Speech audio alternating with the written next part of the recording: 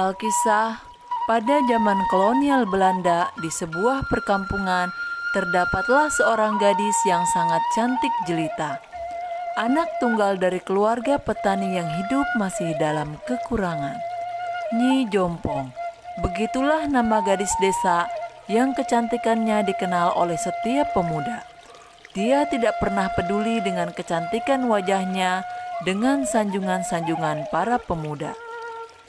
Hari itu, mentari menampakkan keindahannya yang menyelinap di antara rimbunan pepohonan.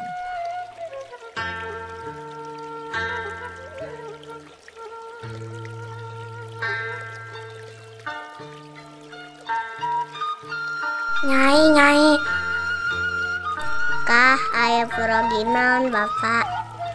Nyai, danten iya entah kedak sawah.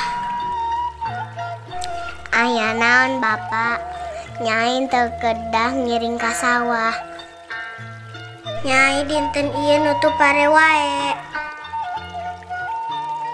Setelah itu, berangkatlah kedua orang tuanya meninggalkan rumah menuju sawah yang lumayan cukup jauh.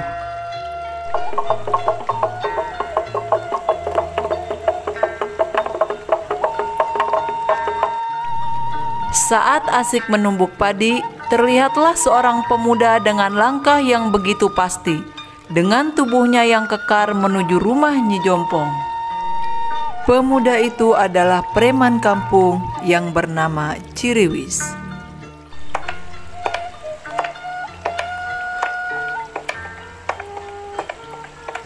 Hai Nyai. Nyai.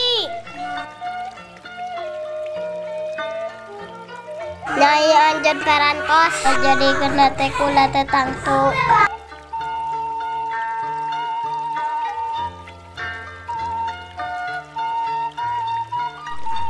Tiba-tiba ada suara tong-tong yang mengisyaratkan bahwa hari itu adalah hari di mana para penduduk kampung harus menyerahkan upeti kepada pemerintahan Belanda yang berupa hasil bumi.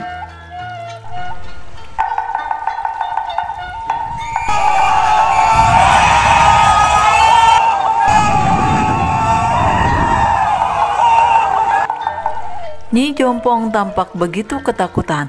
Kemudian dia bersembunyi, tapi para serdadu Belanda terlanjur terpesona melihatnya.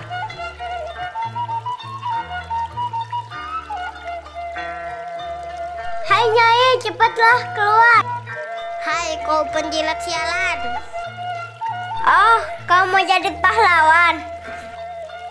Kau berani-beraninya mengganggu bunga desa yang akan menjadi istriku. Pukulan Ciriwis mengenai muka serdadu Belanda tersebut sehingga ia tersungkur tak berdaya.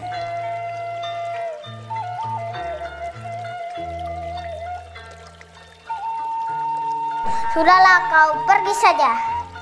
Katakan pada atasan kalian, jangan pernah bermimpi bisa mengalahkanku. Begitu genting keadaan kampung hari itu. Sedangkan Nyi Jompong tidak berani keluar rumah sampai kedua orang tuanya datang.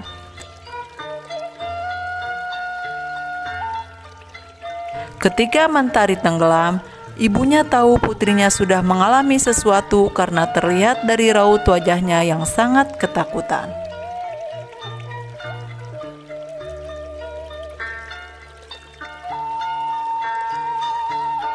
Nyai aya naon? Nyai ditinggalin minta tenang. Aya naon Nyai?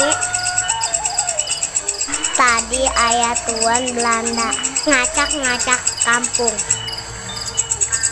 Oh, terus tenang atuh Nyai. Kan aya ibu sareng bapak. Hayu atuh Nyai urang bobo. Hingga akhirnya suara ayam terdengar di setiap rumah penduduk yang menandakan telah berakhirnya malam.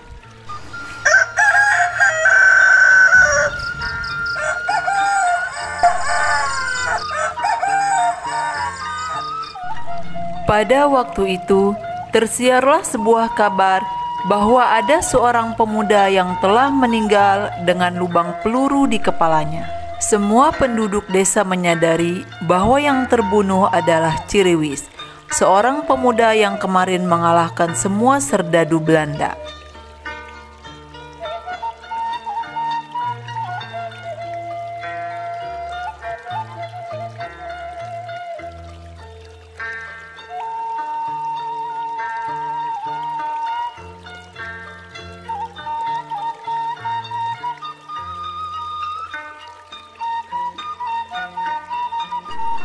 Selang beberapa waktu kemudian, datanglah seorang laki-laki berkuda yang tidak lain adalah Tuan Besar Belanda.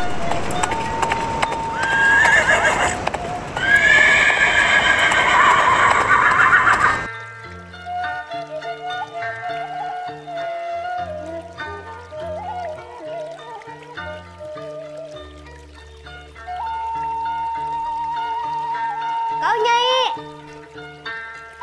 maukah kau menjadi istriku?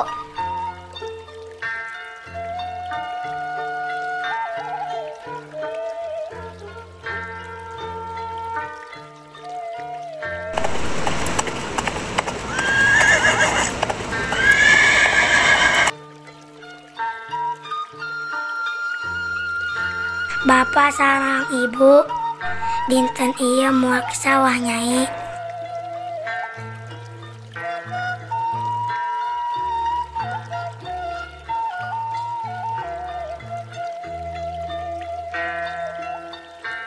Emak bapak, Nyai bade ke sawah, bade ngalah tutut. Berangkatlah Nyi Jompong menuju sawah untuk mengambil tutut. Dia membawa boboko, hasepan, dan parang. Nyi Jompong mengumpulkan banyak tutut dengan membersihkannya terlebih dahulu. Karena hari telah mulai senja, Nyi Jompong beranjak pulang dengan membawa barang-barangnya. Tiba-tiba, terlihatlah seorang pria berkuda dengan tali tambang yang besar dan dilengkapi dengan sebuah senapan. Pria itu ternyata adalah Tuan Besar Belanda.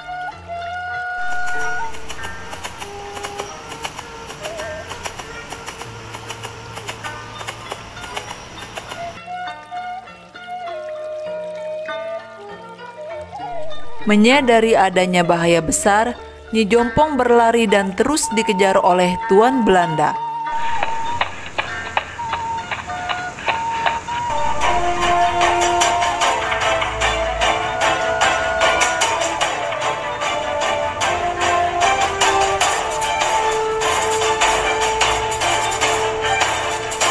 Akhirnya, Nyi Jompong tersudut pada sebuah jurang yang curam.